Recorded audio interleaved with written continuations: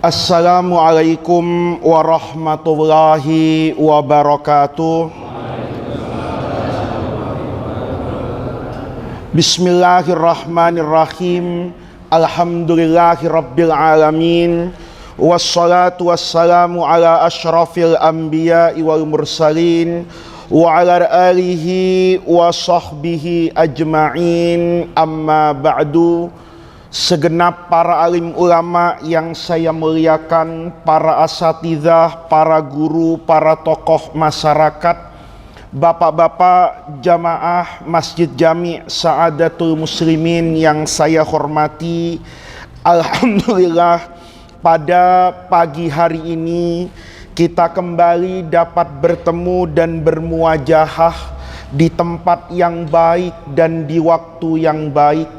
Bagaimana tidak baik kita bertemu di waktu yang didoakan oleh Rasulullah sallallahu alaihi wasallam, Allahumma barik li ummati fi bukuriha, bahwa di pagi hari ini mulai dari tadi azan sholat subuh sampai terus nanti waktu duha, itu adalah waktu di mana Rasulullah mendoakan untuk umatnya mendapatkan keberkahan dalam hidup, mendapatkan kebaikan dalam hidup kesehariannya. Maka alhamdulillah setelah tadi tentunya kita melaksanakan sholat subuh berjamaah, ditambah dengan pembacaan kisah maulid Nabi besar Muhammad sallallahu alaihi wasallam, kemudian dilanjutkan dengan pengajian yang biasa kita lakukan setelah pembacaan maulid. Ini merupakan karunia yang luar biasa. Tetapi dalam kaitan dengan ibadah dan ketaatan kepada Allah Subhanahu wa ta'ala, ada satu hal yang harus kita ingat, bahwa di dalam ibadah apapun bentuknya, ibadah itu berapapun jumlahnya, secara kuantitas itu memang penting, tetapi tidak kurang pentingnya adalah niat, motivasi dan kebersihan hati saat melaksanakan ibadah tersebut. Dahulu bapak-bapak jamaah sekalian, guru saya itu berpesan, kata beliau, "Anakku, giatlah engkau beribadah tanpa merendahkan orang lain. Yang nampak mungkin tidak giat beribadah atau masih terjerumus dalam kubangan dosa dan maksiat kepada Allah."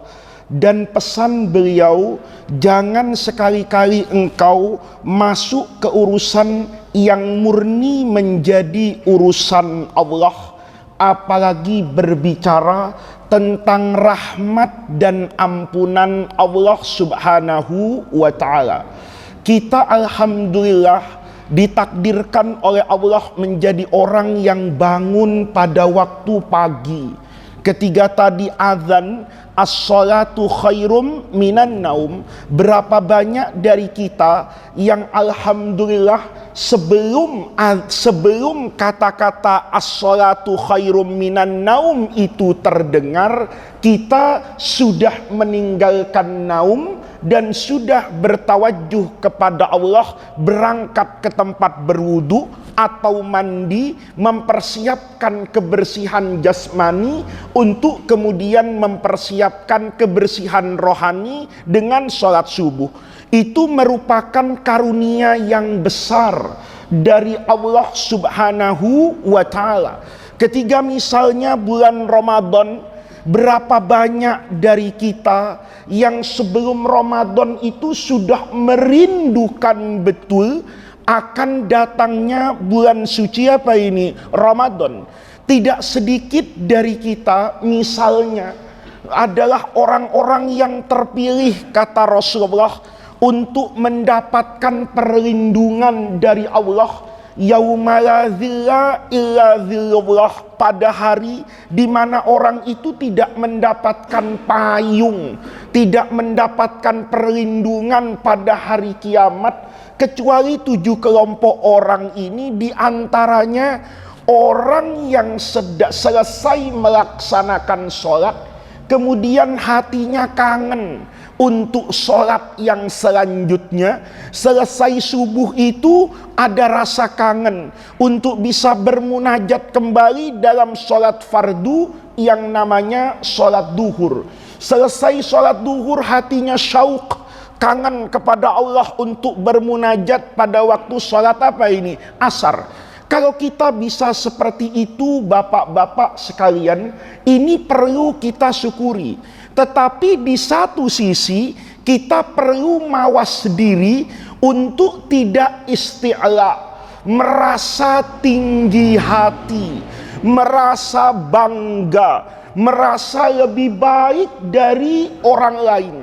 Perasaan lebih dari orang lain, perasaan tinggi hati dari orang lain itu sangat berbahaya.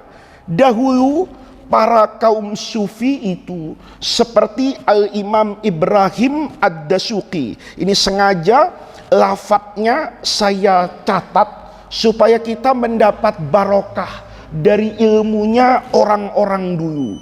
Kata beliau Syekh Ibrahim Ad-Dasuqi, ihdzar ya waladi, anakku, ihdzar. Ihdzar itu bukan berarti ancaman, tetapi bisa jadi hanya merupakan nasihat untuk mawas diri.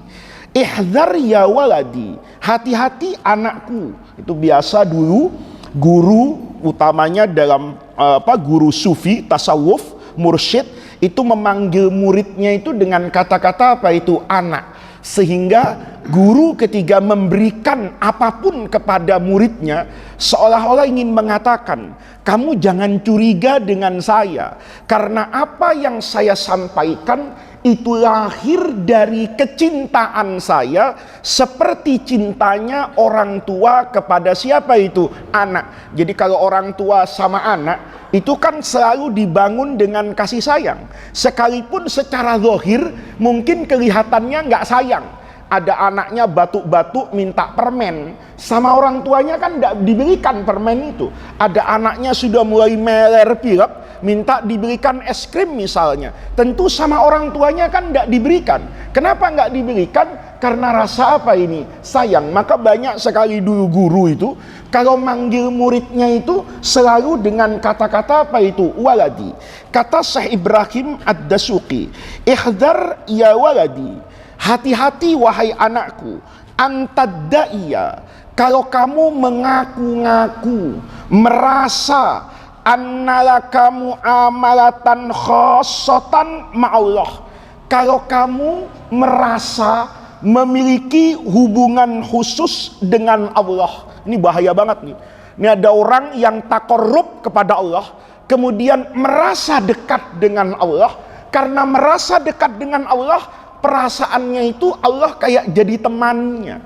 Allah kayak jadi apa? Bukan teman dalam artian perasaan dekat ya, tapi kemudian seenak-enaknya misalnya. Itu hati-hati betul. Jangan sampai kita sholat tahajud kemudian merasa menjadi orang yang paling apa ini? Soleh. Ketika ada orang lain misalnya yang tahajudnya tidak sama dengan saya, seolah-olah orang katakan tadi, kamu nggak bakalan bisa dekat kepada Allah sedekat saya dengan Allah, karena ibadahmu tidak sehebat yang saya apakan ini lakukan. Kenapa demikian? Wa'lam, kata beliau, annaka insumta, kalau kamu mampu untuk berpuasa, fahuwaladzi sawwamaka, sebetulnya kan Allah yang memberikan kekuatan kepadamu untuk berpuasa. Wa in kumta, kalau kamu bisa bangun tadi, kemudian mandi, berwudu, berangkat ke masjid, sholat, itu sesungguhnya fahuwaladzi qawwamaka, sebetulnya kan yang membangunkan itu adalah siapa itu? Allah. Banyak kan dari kita yang bangun tapi tidak sholat, banyak kan dari kita yang sehat tapi kadang-kadang kalah dengan orang apa ini? Sakit. Berapa banyak dari kita yang masjid itu terasa jauh, tapi mall itu terasa dekat? Berapa banyak di antara kita misalnya yang mampu menziarahi makam wali yang jauh, tapi makam bapaknya yang dekat itu terasa apa ini? Jauh. Sementara makam yang wali yang jauh itu kelihatannya apa itu? Dekat. Kalau yang terjadi seperti ini, hati-hati. Kenapa? Jangan-jangan motivasi ibadahmu itu salah. Ini bapak-bapak, ini penting banget. Karena begitu banyak orang yang melihat ibadah, yang melihat pola interaksi dengan Allah itu seperti melihat pola interaksi dengan manusia. Seakan-akan kalau saya mau dibaikin sama orang, maka saya perlu berbuat baik semaksimal seperti apa yang saya harapkan dari orang tadi. Kayak kita sama orang tua dulu masih kecil, kalau minta sesuatu yang mahal, itu kan mijetnya seminggu, Pak. Kalau yang murah mungkin mijetin bapak kita itu 1 jam. Kenapa? Lah, cuman 1.000 doang, masa bapak tidak ngasih? Tapi dulu saya dengan ayah saya masih kecil itu ingat betul.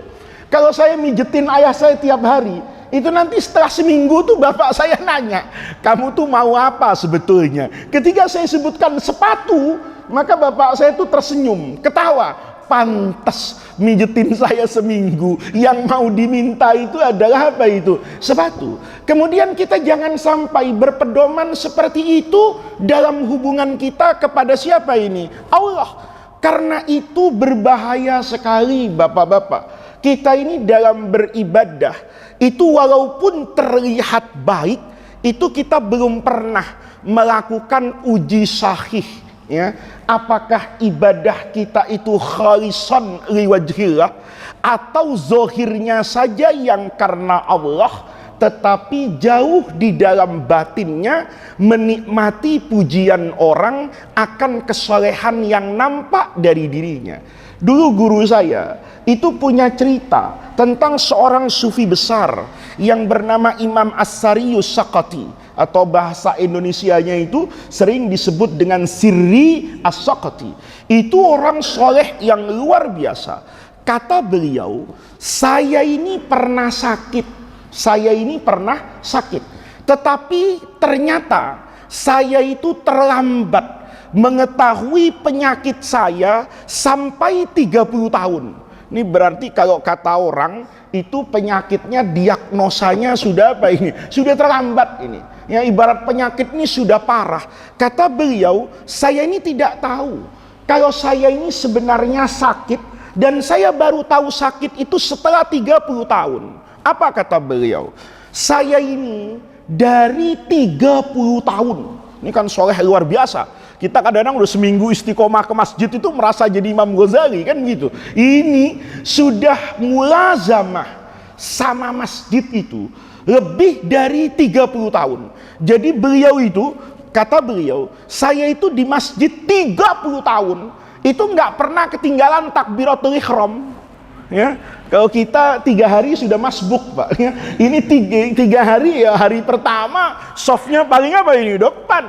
Tapi untuk 30 tahun itu tidak pernah, kata beliau, imam di masjid di mana saya sholat, ya kayak bapak nih, berarti masjid Sa'adatul Muslimin, tempat bapak sholat jamaah sehari-hari. Itu kata beliau 30 tahun saya tidak pernah, ya, imam di masjid saya itu takbiratul ihram, kecuali saya ada di mana itu? Di belakangnya persis, Pak. Bapak bisa bayangin kan, untuk sampai ke sini ya, itu kan menunjukkan istiqomahnya, ya. Ada yang istiqomah kayak begitu, Pak, tapi niatannya beda. Haji Muhyiddin, Pak, ya. Ini nggak dosa kalau ngomong Haji Muhyiddin, di tukang apa itu bubur naik haji. Itu kalau ada orang nempati tempatnya, itu digeser, Pak, ya. Karena dia merasa bapaknya yang wakafin masjidnya, dia merasa masjid itu punya dia. Jadi kalaupun dia terlambat datang, orang yang duduk di belakang apa ini imam itu digeser, Pak, ya. Nah, itu namanya Haji Muhyiddin. Bukan itu yang saya mau ceritakan. Tapi orang ini betul-betul orang yang memang apa ini? Mulazamah. mulazamah aktsar min salasina sana, 30 tahun, Pak. Sehingga secara otomatis bagian dari penghormatan masyarakat, karena ngelihat beliau ini alim, soleh, istiqomah, maka tempat ini dijadikan tempat apa ini? Khusus. Semua orang udah tahu, ya. Kalaupun datangnya bersama, kayak subuh, sekarang kan jam 4.20-an mungkin ya, 24, 19, 18, 20-an lah ya.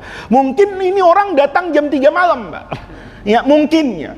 Imam Syari As-Saqati mungkin terlambat sedikit, tapi jauh sebelum azan sudah kemana ini masjid. Maka semua orang tuh bagian dari penghargaannya, nggak mau nempati tempat itu, karena semua orang tahu ini tempatnya orang soleh yang istiqomah. Kata beliau itu 30 tahun, Pak. Saya baru tahu kalau saya sakit di situ ketika 30 tahun setelah saya istiqomah ke masjid pada hari Jumat. Nih. Kalau Jumatan jangan tanya, Pak. Beliau jam 10 sudah ada di mana ini? Di masjid. Nah, kalau kita ini kalau belum khutbah kedua, pagi rumahnya di samping masjid, itu belum berangkat ke masjid. Ada orang yang kadang-kadang masih makan, Pak. Nanti masuk masjidnya itu khutbah kedua. Atau ketiga, Allahumma ghfir lil muslimina wal muslimat. Jadi kalau orang mau tahu jumlah orang yang Jumatan itu secara utuh, itu bukan pada khutbah pertama, Pak. Kalau sudah Allahumma ghfir, itu doa yang luar biasa, Pak. Ya, luar biasanya gimana? Itu jadi tanda otomatis, Pak. Saya dulu waktu masih sering khutbah Jumat, ya, itu mengamati, Pak, dari semua masjid itu. Kalau masih pertama, ayuhan nasu taqullaha haqqa tuqati wa la tamutunna, itu semuanya khusyuk, kepalanya menunduk ke bawah, Pak. Ya, ya bisa menunduk ke bawah karena menyimak ayat Quran, tapi mayoritas nunduk ke bawah itu karena tidur, gitu. Dan anehnya, bangunnya itu bisa bareng, Pak. Tanpa beker, tanpa alarm, tanpa gerakan. Aneh betul, kupingnya itu terdidik, Pak. Ya, sayangnya enggak terdidik kalau dengar azan, gitu. Tapi terdidiknya itu kalau dengar Allahumma ghfir, itu yang tidur itu aneh, Pak. Saya dulu khutbah kan tinggi, Pak. Jadi kan yang sampai belakang pun khotib tuh bisa apa itu? Lihat, apalagi saya pada dulu tuh pernah berkhutbah yang mimbarnya itu dibangun dicor di atas. Jadi naiknya itu pakai tangga. Itu doa khutbahnya itu sempurna itu khotib kalau naik itu. Kenapa? Karena tangganya saya hitung sampai 15, Pak. Tinggi di atas.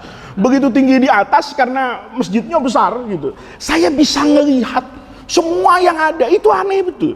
Kalau sudah Allahumma ghfir, itu kanan, kiri, depan, itu langsung angkat. Mau yang Pak Haji, yang enggak haji, peci hitam, peci miring, sama itu. Ya, itu kadang-kadang Allahumma ghfir langsung apa ini bangun. Nah, beliau ini kalau Jumatan itu datangnya lebih apa ini, Pak? Lebih dulu.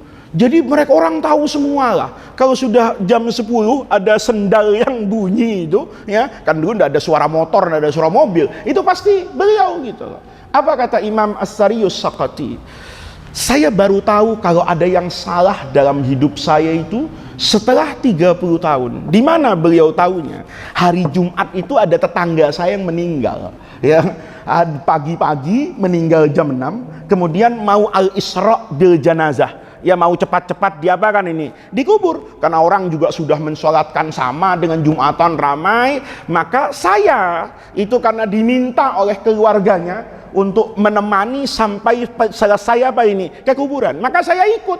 Ya. Mungkin nguburnya agak jauh dari tempat biasanya. Mungkin entah dikubur di kampung sebelah atau di mana misalnya. Maka kata Imam As-Syari As-Saqati, untuk pertama kali setelah puluhan tahun saya istiqomah datang fi sa'atil ula fi yaumil jum'ah, datang biasanya paling apa ini? Depan, paling pagi, paling awal. Setelah 30 tahun saya datang terlambat karena saya harus nguburin orang. Saat saya melangkah ke masjid, semua orang memandang saya.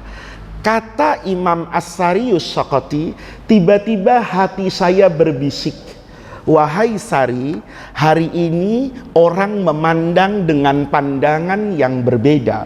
Biasanya mereka memandang dengan pujian, alangkah solehnya, masih jam 10 sudah kemana ini? Ke masjid. Hari ini semua orang seolah-olah bergumam, orang soleh akhirnya terlambat juga ke masjid. Padahal secara syariat tidak terlambat loh Pak. Kenapa? Karena orang istiqomah itu, orang yang azimah niatannya kuat, itu ketika dia ada khalal dalam ibadah 1, 2, 3 kali, tetapi track recordnya, sejarah hidupnya itu istiqomah dalam perbuatan itu nggak dihitung hilang loh. Bahkan dalam fikih itu boleh dikodok. Bapak kan kodok itu cuma sholat fardu kan. Tidak ada orang kodok sholat sunnah. Tapi ulama berfatwa ada yang boleh dikodok dari ibadah sunnah kalau bapak itu menjadikan ibadah sunnah itu udah keseharian gitu loh. Misalnya sholat tahajud itu udah 40 tahun tidak pernah bolong. Satu ketiga karena keadaan tertentu, apa sakit, apa-apa, terus tidak tahajud, terus merasa nggak enak, boleh nggak? Dia mentahajud itu setelah dia mampu, misalnya siang hari, itu ada ulama yang berfatwa boleh. Kenapa? Dia 40 tahun. Ketika dia sholat siang-siang terlihat orang, insya Allah niatannya sudah apa ini? Kebiasaan, beda sama kita, ya kan? Biasa tahajud, nggak tahajud, masya Allah. Ketika nyesel itu niat pamer. Wah, gue sedih banget semalam nonton bola, lupa sama tahajud. Padahal gue biasa tahajud tiap malam. Nah, ini namanya taubat tapi niat apa ini? Pamer gitu loh. Nah, itu ada ma'rufnya tapi nyambi mungkar gitu kan? Mungkarnya apa? Pamernya itu kepada orang. Nah, As-Sariyus Saqati itu bilang begitu. Hari ini orang berbeda dengan 30 tahun melihat saya. Hari ini pasti mereka bergumam, akhirnya ibarat penjaga gawang yang sangat tangguh bobol juga hari ini. Ibarat mobil yang selalu lancar ternyata mogok juga hari ini. Padahal itu tidak mengurangi pahala beliau kan. Karena beliau terlambat itu ada uzur syar'i yang pahalanya tidak kalah dengan pahala afdaliyah datang ke masjid duluan. Karena Bapak baca misalnya dalam hadis itu, orang yang mengikuti jenazah dari mulai memandikan, mengkafani, mensolatkan sampai menguburkan, itu pahalanya kata Nabi falahu qiratani. Dia dapat 2 qirat. Sahabat tidak ngerti qirat itu artinya apa ya Rasulullah. Nunjuk Nabi itu. Kamu tahu gunung Uhud yang gede itu satu kan? Itu pahalamu 2 kali seperti gunung yang besar itu. Modalnya cuman ngikutin apa ini? Jenazah, proses dari awal sampai ke liang apa ini? Kubur. Sebenarnya kan tidak hilang Pak pahalanya. Sebetulnya catatan amal solehnya kan tetap ada. Tapi kata As-Sariyus Saqati, aneh aja. Hari itu perasaan saya nggak enak. Nggak enak tuh, ya Allah, orang pasti membuli saya. Orang pasti menganggap saya rendah. Itu bahkan, kata beliau, suwisa sampai membuat was-was ke dalam hati dalam sholat. Artinya waktu sholat, itu masih kepikiran, ya Allah, orang pasti ngomongin gua. Selesai sholat, beliau punya kesempatan untuk bertadabbur kepada Allah. Kata beliau, ya Allah ampuni dosa hambamu Sariyus Saqati ini. Ternyata selama 30 tahun saya soleh, itu saya menikmati kesolehan saya di mata manusia. Ini bahaya Pak. Menikmati kesolehan saya di mata manusia. Setiap saya melangkah, ada orang menatap saya selalu terbersit dalam hati saya, pasti orang itu muji saya, maka dia merasa senang. Tapi kalau melihat pasti orang itu merendahkan saya, padahal sesuatu itu dilakukan karena siapa ini? Allah. Itu adalah penyakit yang saya rasakan, yang saya ketahui setelah 30 tahun. Maka bapak-bapak, pesan para ulama, para guru, kenapa kalau kita ngaji hadis manapun, itu selalu pertama kali yang dibahas itu tentang niat. Innamal a'malu binniyat. Karena niat itu dahsyat Pak. Niat itu dahsyat. Coba niat itu dahsyat, gimana nggak dahsyat? Bapak ketika misalnya usolli tadi fardhos subhi misalnya, ya kan, mau ngomong makmuman, adaan atau apa itu mustaqbilal qiblati, tapi yang terakhir pasti Bapak mengatakan salat ini karena lillahi rabbil alamin, Allahu akbar, kan fardhos subhi lillahi ta'ala, itu pasti Pak. Begitu mengatakan karena Allah, itu Bapak dicatat panjang Pak. Ya, panjangnya di mana? Kita orang yang beriman itu nanti masuk surganya kan khalidina fiha, kekal abadi. Padahal kan sholatnya cuma berapa tahun. Kalau kita bertransaksi dengan Allah pas bandrol kayak orang, kan orang begitu Pak kadang-kadang ya, Bapak naik ojek misalnya, terus nawar, kata tukang ojeknya, ini berapa Pak? Dia tuh berapa Bang ke sana? 30.000, nawar, nggak tanggung-tanggung, 5.000 boleh nggak Bang? Orangnya sudah nggak dapat apa ini, sudah nggak dapat apa penumpang dari pagi, mau begitu mau cepat-cepat ngetril dia kemana-mana, Bang pelan-pelan Bang, ntar nggak ya, lo 5.000 mau selamat kan begitu toh? Iya kan kita biasa begitu toh. Ketika kita beli baju nawarnya itu nggak tanggung-tanggung. Sampai mau pingsan itu pedagangnya. Kenapa? Barang yang 10 ditawar 1, diambilin Pak. Ya udah Pak, mungkin dia ingat ada stok dia yang agak-agak sobek dikit atau kancingnya udah mau copot sedikit, dia kasih nih, kalau yang ini 1.000 dibawa pulang. Begitu dikancingin langsung apa ini? Copot. Kata orang, ya iya baju 100.000 lo beli 5.000, wajar kalau copot, kan begitu Pak. Kan begitu kan, transaksi kita kepada manusia kan selalu begitu ya. Ada uang, ada harga, ya ada bentuknya. Kalau harganya mahal, pasti secara fisik barangnya juga akan apa itu? Bagus. Ketika kita beli handphone yang bagus, awet. Begitu rusak sedikit, orang kan bilang, ya Allah, handphone segitu lo perbaikin, mendingan beli baru. Kan begitu Pak. Kenapa? Itu transaksi kita dengan manusia. Tapi dengan Allah kan tidak seperti itu. Kita sholat, katakan orang, bahkan nih kalau mau dihitung-hitungnya, katakan yang umurnya panjang 100 tahun aja Pak. Apa 100 tahun itu sholat utuh? Dari awal dia hidup sampai tahun ke-100, dari detik pertama sampai detik terakhir dalam hidup itu, apa dia beribadah kepada Allah? Coba hitung. Sehari aja kita hitung dulu Pak. Nggak usah hitung bayinya lah, nggak usah hitung kecilnya lah. Kita hitung keseharian kita. Kita sama Allah tuh dikasih hidup tuh 24 jam. Pertanyaannya, 24 jam tuh habis banyakan untuk kita apa untuk Allah sebetulnya? Ini kita harus apa ya? Harus jelas gitu loh. 24 jam Pak. Ada orang yang tidurnya tuh disiplin. Saya punya teman itu Pak. Itu disiplin banget tidurnya, ya. Tidur setiap malam tuh mesti 8 jam dia, ya. Jadi kalau sekarang itu subuh jam 4, habis isya dia tidur. Kalau di telepon tuh nggak diangkat Pak. Saya kadang-kadang bilang udah kayak menteri aja, jadwalnya itu teratur betul. Nah, kalau tidur 8 jam Pak, atau misalnya kita nggak tidur 8 jam, tapi sering ngantuk dan sering tidur Pak. Katakan malam kita cuma tidur katakan 5 jam, tapi siang-siang kita kerja kadang-kadang sambil ngantuk setengah jam. Naik busway tidur juga di dalam busway setengah jam. Katakan totalnya semuanya jadi 8 jam dari 24 jam. Berarti sepertiga hidup kita itu sudah dipakai tidur. Seandainya orang menghitung tidurnya secara total dalam satu hari 8 jam, kalau ada orang yang umurnya 60 tahun, sebetulnya dia tidak hidup 60 tahun karena 20 tahunnya dipakai untuk apa itu? Tidur. Itu baru tidur Pak. Belum mandi, belum makan, belum ngegosip tetangga, itu belum lagi Pak. Belum buka YouTube, kan begitu tak? Belum misalnya di kamar mandi, ada orang kan ke kamar mandi bawa rokok 1 bungkus, bayangin itu ya. Kalau belum habis nggak keluar, subhanallah. Coba kita hitung gitu loh ya. Kalau orang katakan umurnya 60 tahun Pak, sepertiganya sudah diambil apa ini? Tidur. Ya, sepertiganya mungkin diambil makan, diambil bercanda, belum diambil kerja Pak. Berarti kalau 60 tahun, katakan efektif ibadahnya, katakan cuma 20 tahun. Tapi masuk surganya itu kekal abadi. Itu karena dahsyatnya apa itu Pak? Niat dan kebersihan hati. Seolah-olah ketika orang ini meninggal, mati, dia ngomong sama Allah, seandainya ya Allah saya tidak mati sekarang, saya dikasih umur panjang sampai hari kiamat, maka itu akan saya isi dengan ibadah yang khalisan lillahi ta'ala. Itu dahsyatnya niat. Maka kita ini bapak-bapak sekarang ini kan ada orang bertanya, saya ini Ustadz sudah sering amar ma'ruf tapi kok nggak diikuti orangnya. Loh iya, amar ma'rufnya jangan-jangan cuma lisannya, tapi hatinya tidak menginginkan ma'ruf buat orang lain.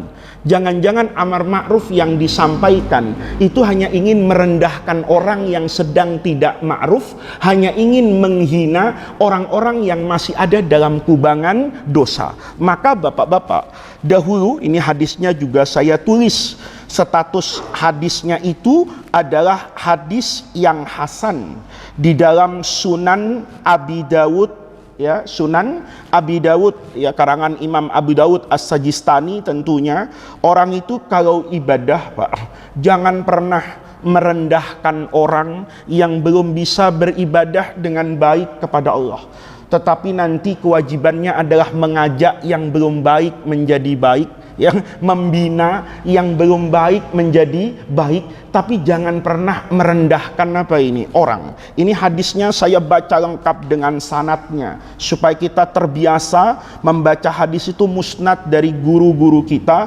bahkan sampai kepada Rasulullah. Ini dari Sunan Abi Dawud. Haddatsana Muhammad bin Shabbah bin Sufyan qala akhbarana Ali bin Tsabitin. Ini cara baca hadis, ya. Bapak kalau buka Sunan, buku katakanlah Kutubus Sittah, beda kalau Riyadhus Shalihin, Bulughul Maram, itu kan sanatnya hanya dibaca sahabatnya.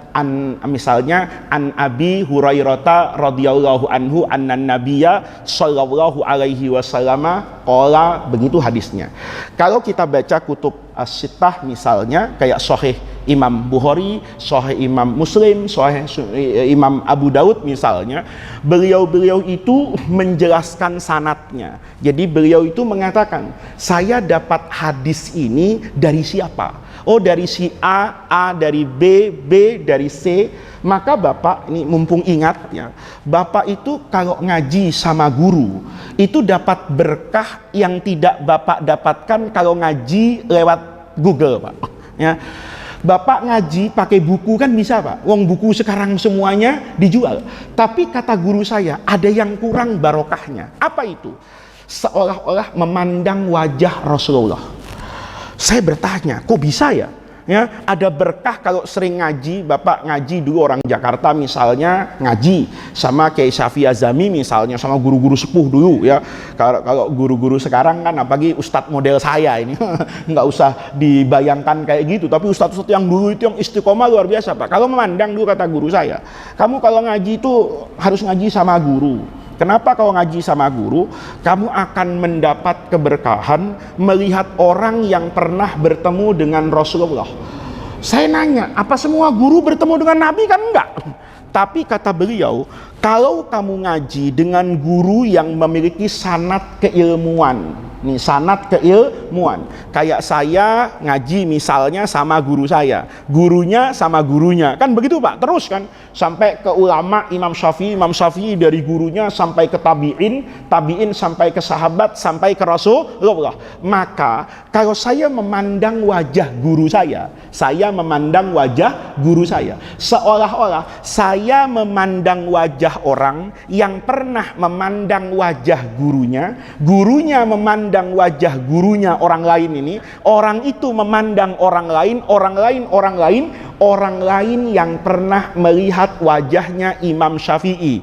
Oh, Imam Syafi'i melihat wajah gurunya, gurunya pernah melihat wajah tabi'in pernah melihat wajah sahabat melihat wajahnya Rasulullah. Kalau saya berguru dengan baik, seolah-olah saya akan melihat wajah orang yang wajah itu pernah bertemu dengan orang yang baik itu nyambung ke atas sampai melihat wajahnya Rasulullah. Jadi Bapak kalau ngaji Quran misalnya bersanad sampai kepada Rasulullah, nggak usah jauh-jauh ke Mesir kemana, di Indonesia banyak yang punya sanad. Bapak misalnya ngaji ke guru-guru Al-Quran di Kudus, di Jogja misalnya, yang mereka punya sanad bacaan qiraat sampai kepada siapa ini? Rasulullah. Maka ketika Bapak baca Quran kemudian dibenerin sama orang itu, ini salah bacanya besinya, maka ketika bacaan Bapak benar di depan orang itu, seolah-olah Bapak baca Quran di depan siapa itu? Rasulullah Shallallahu Alaihi Wasallam. Maka ngaji itu, kata guru saya, kalau ngaji itu dengan guru itu ada caranya juga sehingga dia sampai kepada atas-atasnya. Nah, kalau kita baca Kutubus Sittah misalnya, yang seperti akan saya contohkan, itu di antara sanad itu kan mata rantai periwayatan untuk sampai ke Nabi A, B, C, D, begitu. Nah, hadisnya itu selalu haddatsana, haddatsani atau akhbarona, akhbaroni. Guru saya mazhabnya itu selalu mengatakan mengucapkan lafadz qala sebelum haddatsana. Jadi seandainya kita contohkan sanad hadis ini, misalnya haddatsana, kata Imam Abu Dawud, ya haddatsana itu meriwayatkan kepada kami, beliau itu ngaji kepada gurunya. Siapa nama gurunya? Muhammad bin Sabbah bin Sufyan. Muhammad bin Sabbah bin Sufyan, ini gurunya Imam Abi Dawud. Akhbarona Ali bin Thabit, berarti ini kakek gurunya. Kan beliau berguru kepada A ini berguru kepada B. Antara A dengan B itu biasa ditulis an atau akhbarona atau haddatsana. Nah, sebelum lafadz itu kita harus mengucapkan qala. Jadi seakan-akan Imam Abu Dawud berkata haddatsana Muhammad bin Sabbah ibnu Sufyan. Qala ini yang berkata siapa? Gurunya Imam Abu Dawud sekarang. Muhammad bin Sabbah tadi ngomong, akhbarona Ali bin Thabit. Qala, ya, kemudian Ali bin Thabit ini mengatakan saya diberitahu oleh Ikrimah ibni Ammar. Qala haddatsani Damdam ibni Jaus. Qala Abu Hurairah radhiyallahu anhu. Ini hadisnya. Sami'tu Rasulullah sallallahu alaihi wasallam yaqul kana rajulani fi bani Israila mutawakhiyaini. Ada dua orang dulu di masa Bani Israel mutawakhiyaini. Ini mutawakhiyaini ini berteman dekat, sedekat saudara apa ini? Kandung, akhun. Mutawakh itu seakan-akan dekatnya itu kayak dekatnya kakak dengan siapa ini? Adik. Fakana ahaduhuma, salah seorang dari mereka itu yudhnibu, kerjaannya dosa melulu. Wal akharu, dan adapun yang lain itu mujtahidun fil ibadah. Temannya ini pelangi, ya. Yang satu ke masjid mulu, yang satu misalnya catur mulu, ndak sholat gitu ya. Ya main catur kan boleh Pak, tapi kalau saking husuknya, ini kalau husuk sholat boleh Pak. Ada orang husuk catur, ya 5 waktu ndak sholat, dia kan ndak makan, ndak lupa sama rumahnya. Orang kadang-kadang main catur itu sampai didatengin sama bininya. Kan ada orang yang lebih dekat dengan catur daripada dengan istrinya, kan gitu. Nah ini orang tadi itu yuznibu wal akharu mujtahidun fil ibadah. Fakana la yazalu al mujtahidu yaral akhara ala dzambi. Jadi yang satu itu selalu melihat saudaranya itu ahli maksiat terus. Dalam pandangannya ini orang dosa melulu. Fayaqul, maka satu hari orang yang ahli ibadah mengatakan aksir, udahlah berhenti dari maksiat, ayo ibadah. Dia nasihati begitu tiap hari ketemu tuh aksir, stop. Jangan kayak gitu. Fawajadahu yauman ala dzambin. Sudah dinasihati, satu hari ketemu ya sama, sedang dalam apa ini? Dosa lagi. Faqala, nih, orang yang berdosa tadi, yang ahli maksiat itu, karena tiap hari itu diselidiki, kayak apa itu intelijen. Ini kita ada kan Pak, orang yang jadi intel buat orang lain, ya, wah apa aja ingin tahu gitu, diikuti, diintip, ya, sholatnya kayak apa, makannya di meja makan gimana, kemudian niatnya itu tashir aja. Tashir itu membuka aib orang lain. Wah ternyata dia masih maksiat, nggak ada tobat-tobatnya, wah, begitu kerjaannya, ya. Kemudian fakola, saudaranya ini, temannya ini kesel Pak. Karena selalu bahasa sekarang mungkin dimata-matai Pak ya. Dimata-matai, kata beliau, kata orang yang berdosa ini, hulani wa rabbi, ya, biarkan, bentar ini kecil ya. Hulini wa rabbi, kata orang tadi, biarkan saya wa rabbi dengan Allah, ya. Abu ista alayya raqiban, apa Allah menciptakan kamu itu untuk menjadi mata-mata saya, Karena tiap hari diawasi itu, ya. Tiap hari diawasi. Wah, 24 jam ke rumahnya itu. Tok tok tok, udah sholat belum? Ya Allah, masih banting kartu kan gitu kan. Udah duha apa belum? Ya Allah, ngorok kan begitu kan. Diikuti tiap hari. Lama-lama kesel.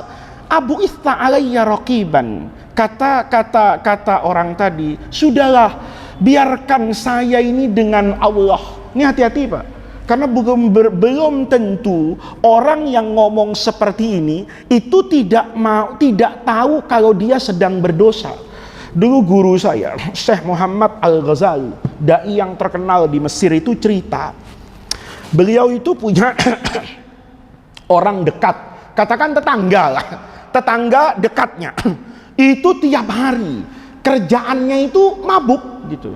Maka kata Syekh pada satu ketiga ke tetangganya ini, ya, kamu apa enggak kepengen ya taubat berhenti dari minum itu? Kata siapa ini? Kata Syekh Muhammad Al-Ghazali.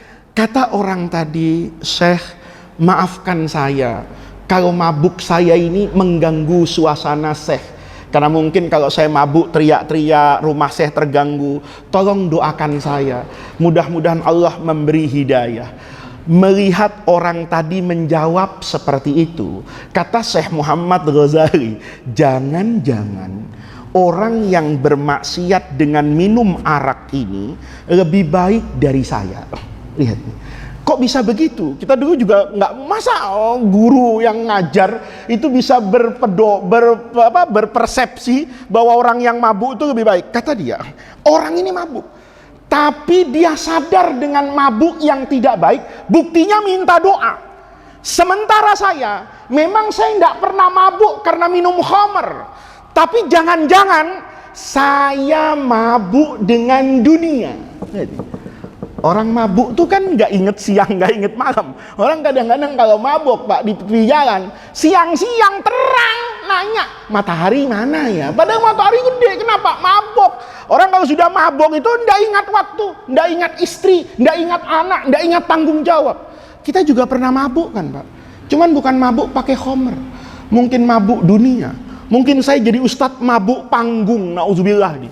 Mabuk panggung itu karena kalau ngaji didengerin orang, kan ustadz itu bahayanya di situ Pak.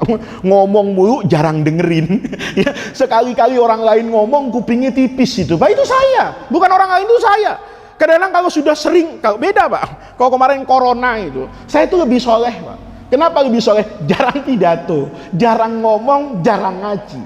Tapi kalau undangan saya penuh, ngaji di mana-mana, dikritik sama orang tuh kadang-kadang ada perasaan dalam hati, emang lu siapa dibanding gua? Lihat tuh. Berarti saya mabuk nggak Pak? Mabuk. Saya lupa bahwa sehebat apapun saya itu kan tetap manusia. Selama manusia, saya bisa apa ini? Salah. Selama manusia, saya bisa apa ini? Khilaf. Oleh karena itu, saya mabuk di situ. Mabuk dengan kedudukan zahir saya yang seolah-olah kayak orang apa ini? Pintar. Ada orang mabuk kekuasaan kan Pak? Ketika berkuasa lupa itu, tangannya main tanda tangan aja, mulutnya main memutuskan aja, dia lupa bahwa kekuasaan itu amanah. Waktu dulu Sayyidina Abu Zarrin radhiyallahu anhu kan mengatakan dalam hadis itu, ala tasta'milni ya Rasulullah, kenapa saya kok nggak pernah diangkat dapat jabatan? Kata Nabi, Abu Zar, saya itu kasihan sama kamu, innaka dhaif, karena kamu itu lemah. Nanti kapan-kapan tafsir lemahnya itu apa ya, tapi yang penting ini kata Rasulullah, itu jabatan kelihatannya kayaknya pangkat yang perlu disyukuri, padahal jabatan itu amanah ya Abazar, dan setiap amanah itu pasti akan mendatangkan nadamatun yaumal qiyamah. Pasti semua orang yang pernah dapat jabatan nanti hari kiamat pasti akan nyesal dapat jabatan itu, illa kata Nabi man akhadha bihaqqiha, orang yang mampu memenuhi hak dan tanggung jawabnya ketika memikul apa ini? Jabatan. Maka kata Rasulullah Shallallahu Alaihi Wasallam, kita ini hidup harus apa ini? Ingat Pak, bahwa itu semua boleh jadi memabukkan. Ada orang mabuk jabatan kan, merasa berkuasa, merasa hebat. Dia lupa bahwa sehebat-hebat dia ada masa periodenya. Sehebat dan sepanjang apapun berkuasa, ada matinya. Tapi ketika berkuasa lupa diri, kan sama dengan orang mabuk, Pak. Ketika kaya lupa diri, kan sama dengan orang mabuk. Intinya di mana? Sama-sama nggak ingat. Kata guru saya, Syekh Muhammad Ghazali, ya subhanallah. Berarti ya orang tadi itu lebih baik dari saya, karena saat dia mabuk dia masih ingat ada Allah yang mampu merubah hidup manusia. Sayyidina Umar itu orang yang pernah serius ingin membunuh Nabi, hari ini dimakamkan di samping Rasulullah. Itu menunjukkan seperti doa kita, ya muqallibal al-qulub. Hati manusia itu namanya qalbun. Kenapa namanya qalbun? Karena gampang dibalik-balik. Kayak orang Arab tuh kalau punya buku, kemudian halamannya disuruh diapakan? Balikan, qalbis sahifah. Balik, karena dia mudah dibolak-balikkan. Maka bapak-bapak, ini dalam hadis tadi, kata orang tadi ya, sudahlah, biarkan itu menjadi urusan saya dengan Allah. Saya ini bukan nggak tahu kalau ini maksiat, tahu. Tapi hati saya selalu kalah, saya selalu lemah, selalu tergoda dengan itu. Biarlah Allah yang maha apa ini, yang maha tahu. Maka orang tadi tetap ngomel, banyak ngomong lo, ya kan? Wallahi, sampai sumpah itu, la yaghfirullahu laka. Ini orang kan kebangetan sombongnya. Allah nggak bakalan ngampuni dosa dia. Yang ngomong tuh siapa? Hak apa? Dia ikut campur urusan siapa itu? Allah. Orang pelacur kasih minum anjing masuk ke dalam apa ini? Surga kok. Pelacur kasih minum anjing masuk surga. Ada istrinya Nabi masuk neraka. Ada istrinya orang yang durhaka betul, itu nanti dikasih istana di dalam apa ini? Surga. Ada anaknya Nabi namanya Kan'an. Bapak tahu tak? Itu nanti masuk kemana itu? Ke neraka. Anaknya Nabi, darah dagingnya Nabi, yang membuli Nabi Nuh itu ya anaknya sendiri. Bayangin Bapak. Itu tandanya apa? Rahmat Allah itu bukan urusan kita. Maka kata guru saya dulu itu, apa yang menjadi kekuasaan Allah, kamu itu nggak usah ikut campur dan nggak usah ikut memprediksi. Karena apa yang menjadi kekuasaan Allah, itu akan Allah bagikan bukan dengan aturan manusia, tetapi dengan rahmatnya Allah subhanahu wa ta'ala. Apa yang terjadi? Kamu nggak bakalan apa ini? Nggak bakalan diampuni sama Allah. Riwayat yang lain kata Imam Abu Dawud, orang tadi ngomong la yudkhiluqallahul jannata, nggak bakalan masuk ke dalam apa ini? Surga. Ini orang banyak sekarang ya, ngapring-ngapring surga untuk kepentingannya sendiri. Lo beda sama gua, neraka lo. Hati-hati ya kan, jangan-jangan saya yang sebetulnya ke neraka. Ada orang kadang-kadang kan curhat, saya bilang ya Allah, saya ngaji gini kok orang nggak taat. Saya kadang-kadang berpikir iya ya, jangan-jangan kalau orang taat sama saya malah sesat. Kenapa? Karena mungkin motivasi yang saya keluarkan dari ketika saya ngajar itu bukan karena khalison liwajhillah. Maka yang terjadi Pak, fakubido arwahuhuma, fakubidot arwahuhuma, nanti kan ruhnya Allah apa ini cabut, mati maksudnya ya. Begitu mati ya, fajtama'a inda rabbil alamin ya, nanti ruhnya itu berkumpul di sisi siapa ini? Allah. Faqala lihadzal mujtahidi, Allah itu seolah-olah mentaubih. Mentaubih itu ya nanya tapi marah gitu ya. Kayak bapak misalnya jalannya lebar, terang benderang, jatuh Pak. Jalan terang, tering, nggak licin, tahu-tahu apa ini? Kepleset. Kan nanya, kok bisa kepleset? Itu kan bukan pertanyaan Pak, tapi namanya taubih gitu loh. Kok bisa? Itu namanya dalam bahasa Arab itu taubih itu. Kayak Allah tanya dalam Quran, kaifa takfuruna billah. Kok bisa ya kamu tuh kafir? Ilmu apa, pengalaman apa ya, belajar sama siapa, kok bisa kafir? Wa kuntum amwatan, kamu dulu kan barang mati ya, nggak ada harganya itu tanah, tumbuh-tumbuhan, melahir ke binatang, semuanya dimakan sama bapak kita, jadi sperma, jadi ovum, kemudian jadi manusia. Dari yang kayak gitu, kuntum amwatan fa ahyakum. Nanti yang hidup hebat itu summa yumitukum. Orang yang gagah, yang ganteng, yang kaya, yang kita dekati dalam hidup, coba Pak, masukin ke kuburan 3 hari, bongkar, jijik semua orang ngelihat itu. Wa kuntum amwatan fahyakum tsumma, itu namanya taubih. Maka di sini Allah mentaubih orang tadi.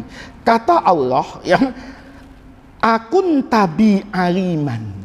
Memang kamu tahu siapa saya? Lihat ya. Memang kamu tahu siapa saya?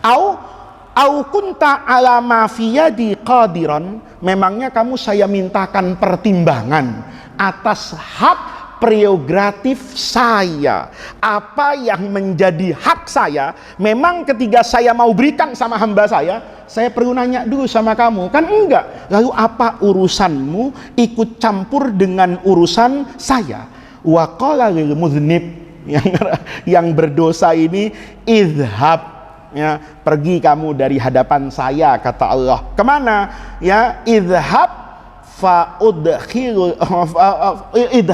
fadkhulil jannata birahmati. Kamu pergi sekarang, masuklah ke dalam surga birahmati. Coba lihat Pak, itu tandanya kita diingatkan sama Allah.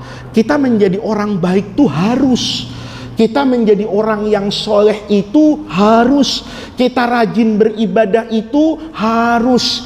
Tapi beribadahlah tanpa ada di dalam hati kita rasa isti'la kepada orang lain, kemudian ikut campur apa-apa yang menjadi hak Allah subhanahu wa ta'ala. Jadi pengajian pagi hari ini itu adalah cara kita untuk membersihkan hati. Kata Imam Ghazali itu, kan Bapak mungkin banyak tahu, itu kan nasihat Imam Ghazali, itu cuma dimodifikasi di bahasa Indonesia, viral kemana-mana, pakai apa, diedit-edit. Aslinya itu nasihat Imam Ghazali. Kata Imam Ghazali gini, kalau kita melihat anak kecil, kita jangan sombong. Katakanlah dalam hatimu, dia masih kecil dan tidak ada dosanya, maka dia lebih afdal daripada saya.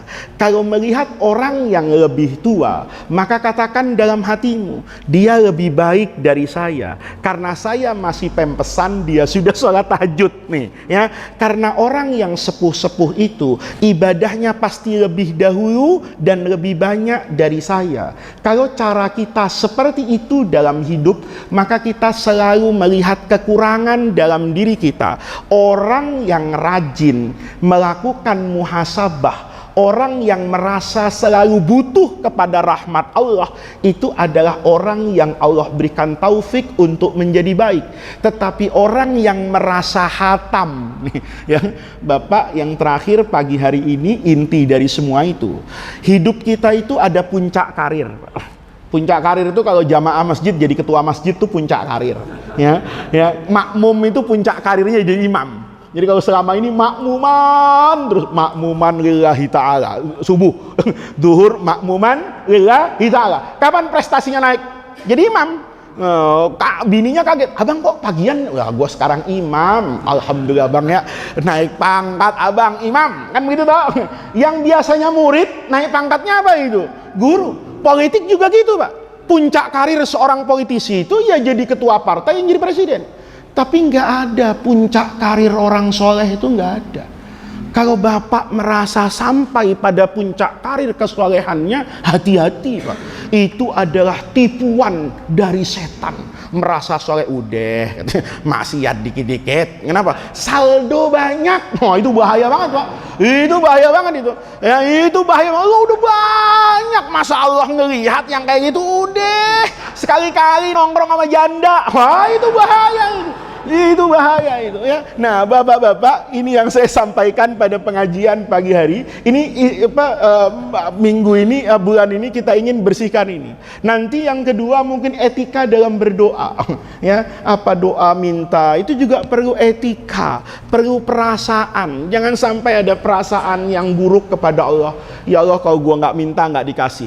Allah kayaknya nggak tahu gua lagi butuh duit, masya Allah. Ya, kalau ya Allah apa nggak tahu hidup saya udah kayak gini, kok nggak dibantu? bantu-bantu.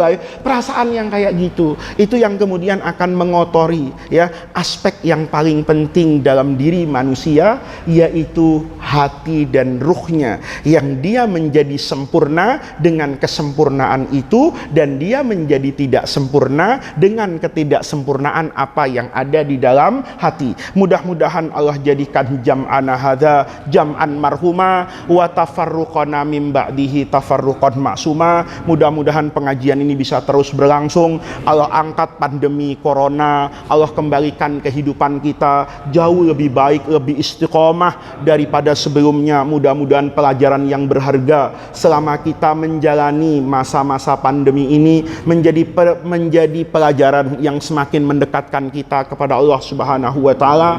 Mudah-mudahan Allah senantiasa membersamai kita melalui masa-masa yang panjang dalam hidup ini untuk nanti bermuara dan bertemu dengan ridho dan rahmat Allah Subhanahu wa taala. Rabbana atina min ladunka rahmah wa hayyi lana min amrina rasyada.